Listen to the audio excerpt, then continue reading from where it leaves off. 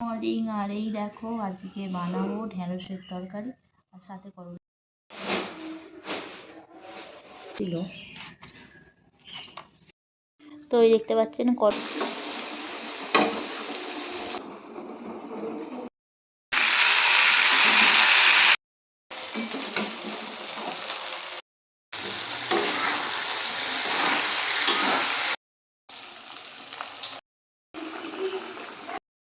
তারপর খাওয়া।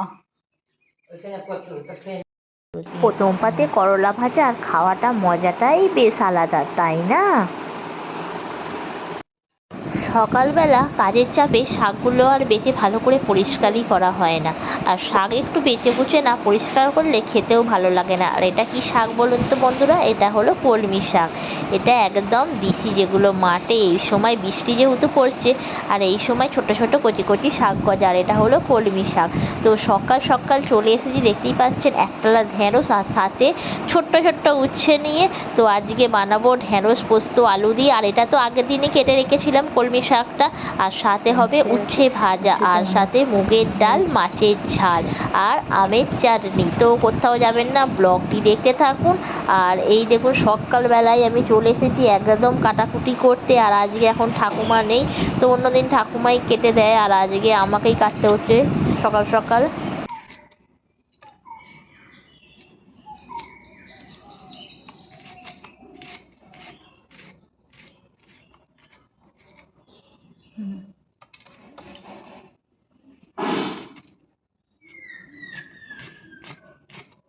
আর সকালে যেমন কাজের তাড়া তেমন রান্নার তাড়া।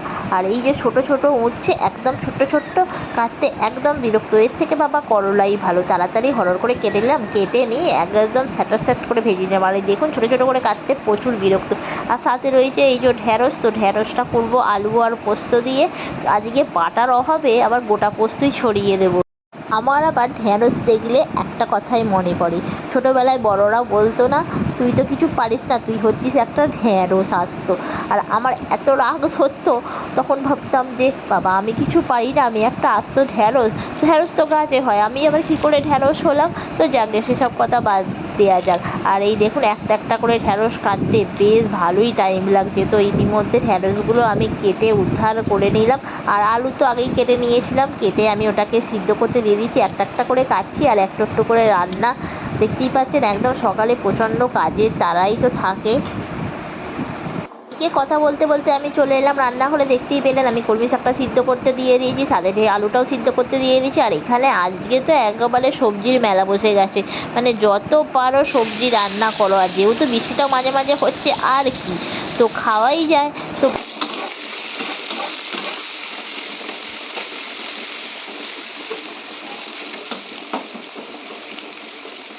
তো যেহেতু কাজের তাড়া আছে, আর উচ্ছেগুলোকে একদম সরু সরু করে কেটে পাতলা পাতলা করে তাড়াতাড়ি যাতে হয়ে যায়।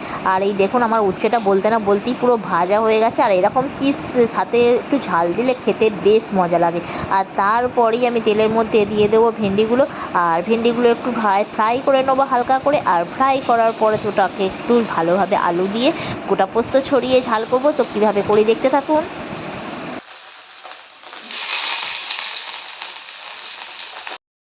এদিকে আবার ভাতের সাথে ডালটাও একটু সিদ্ধ করতে দিয়ে দিয়েছিলাম। তো মুগের ডাল অলরেডি সিদ্ধ করতে দিয়ে দিয়েছি। তো এবার ফোড়ন দিয়ে দিলাম। এখানে দেখতেই পাচ্ছেন গোটা জিরে, সাথে দিয়ে দিয়েছিলাম শুকনো লঙ্কা আর একটু রসুন দিয়ে দিয়েছিলাম। আর আমার মা আবার এরকম রোজ রোজ মুগের ডাল খেয়ে হ্যাজারে বেজার, তো সাথে সাথে আলাদা ফ্লেভার তো হবেই, তাই না? আর এদিকে দেখতে পাচ্ছেন দুদিকে দুটো কড়া বসিয়েছি, একদিকে হচ্ছে ডাল আর একদিকে হচ্ছে ঢেঁড়স ভাজা। তো এরকম মানে চলতেই থাকে, এদিক ওদিক যুদ্ধ, মানে এদিক থেকে ফায়ারিং হচ্ছে ওদিক থেকে ফায়ারিং হচ্ছে।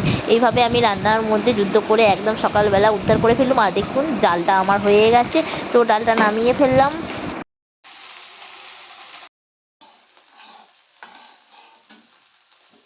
ও মা, এদিকে তো ভুলেই গিয়েছিলাম যে কলমি শাকটা সিদ্ধ করে পড়েই আছে। তো পেঁয়াজ কাটার অভাবে আর পেঁয়াজই দিলাম না। তো কি করব, পেঁয়াজ ছাড়াই ভাবলাম একটু রসুন যেহেতু এনেছি একটু বেশি করেই নিয়ে আসি, সাথে দিয়ে দেবো কলমি শাকেতে রসুনের ফোড়ন, পেঁয়াজ ছাড়াই দিয়ে দেবো। আর খেতে বেশ ভালো হয়েছিল, মানে রসুন ভাজার একটা সুগন্ধ তো আছেই, সাথে একটু বেশি করে শুকনো লঙ্কা দিয়ে দিয়েছিলাম ঝাল ঝাল। বেশ কলমি শাকটা খেতে দারুণ হয়েছিল। তো এইভাবে আমি কলমি শাকটা ভেজে নিলাম। মাঝের মধ্যে তো এদিক ওদিক করাই যায়, কখনো পোস্ত, কখনো পেঁয়াজ, আবার কখনো রসুন, আবার কখনো নিরামিষ। তো এইভাবে একটু অদল বদল খেলে না খেলে হয়? বলে না চব্য লেজ্জ প্রিয় বাঙালি।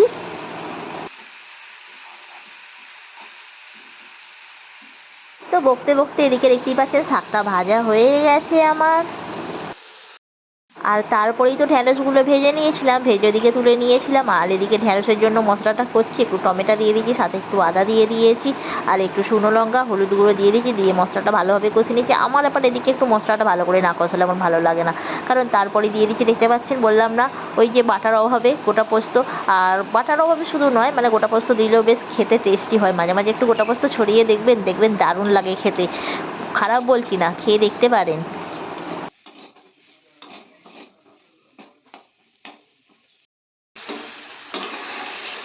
আর এদিকে দেখুন কালারখানা একবার হয়েছে, ওহ জাস্ট ফাটিয়ে। আর দেখতে পাচ্ছেন এদিকে ভাজা ঢ্যাঁড়সগুলো দিয়ে দিলাম, আর ভেন্ডির সবজি, ওহ কি দারুণ দেখতে লাগছে। খেতেও বেশ ভালোই হয়েছিল, একদমই নিরামিষ। তো পেঁয়াজ রসুন কিছুই নয়। আর দেখুন বেশ দেখতে সুন্দর হয়েছে। আমার আবার দেখতে যদি ভালো হয় সেই তরকারি তো খেতে ভালো হবেই, তাই না? আর এই দেখুন একদম বাটিতে নামিয়ে ফেলেছি শুকনো শুকনো ঢ্যাঁড়স আলু গোটা পোস্তর ঝাল। এদিকে এবার দেখতে পাচ্ছেন মাছে নুন আর হলুদ মাখিয়ে রেডি করা আছে, মাছটা এবার ভাজতে দিতে হবে। তো সবশেষে মাছটা তো আছেই, তো মাছটা তো ভাজতে দিয়ে দিলাম। আর এদিকে তো ভুলেই গিয়েছিলাম, আগের দিন একটা আম কেটে রেখে দিয়েছিলাম, চাটনি আর করা হয়নি। তো সেটা তো করতেই হবে, আগের দিনের পেন্ডিং কাজ ফেলে রাখলে কি হয় বলুন।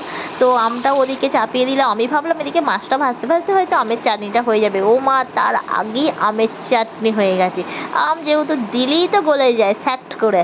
আর দেখুন আমের চাটনি একদম রেডি হয়ে গেছে, এদিকে মাছটাও আমার ভাজা হয়ে গেছে, ভাজা হয়ে পুরো একদম সাটাসাট ঝাল বানিয়ে দিলাম। আর আজকে আমার শাশুড়ি বলছে বা আজকে তো বেশ ঝালটা ভালো হয়েছে, বেশি করে লাল লাল ঝাল ঝাল করলেই তো আবার ওর মানে ওনার ভালো লাগে খেতে। আর দেখতেই পাচ্ছেন একদম মাছের ঝাল রেডি হয়ে গেছে, আর সবাই মিলে চলে এলাম খেতে। আর সবাইয়ের ভাত ফাত বেড়ে দিচ্ছে, আর ঠাকুমা দেখতে পাচ্ছেন, ঠাকুমা সবাই মিলে বসে পড়েছি খেতে। তো বন্ধুরা আমাদের ভিডিওটি কেমন লাগলো, আর আজকে ভিডিওটি বানালাম একদম মজার ছলে। যদি ভালো লাগে লাইক করবেন, শেয়ার করবেন, কমেন্ট করবেন। আর দেখা হবে নেক্সট ভিডিওয়। Tata bye bye. এখনো